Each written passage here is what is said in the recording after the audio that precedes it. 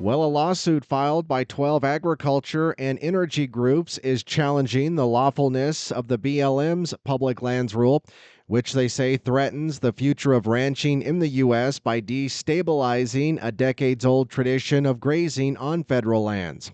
The American Farm Bureau Federation's Government Affairs Senior Director Shelby Hagenauer says that Farm Bureau and the others are doing everything possible to keep ranchers on America's federal lands. We are certainly doing our best at AFBF and working with our Western State Farm Bureaus to make sure that the administration understands that DC-focused policies that come from DC, impact our folks out west, and that there's a real need to be collaborative.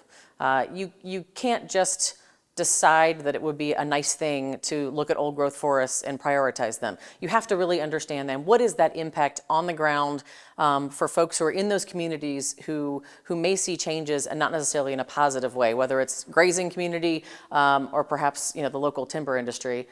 And the BLM Public Lands Rule is another good example of that. Is this a top-down approach that doesn't look at how you're managing lands there on the ground? Now, the BLM issued the final rule back in May with a stated goal of increasing the health and resilience of public lands.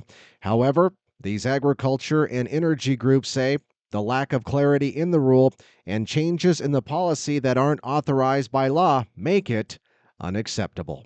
For the Western Ag Network, I'm Russell Nemitz.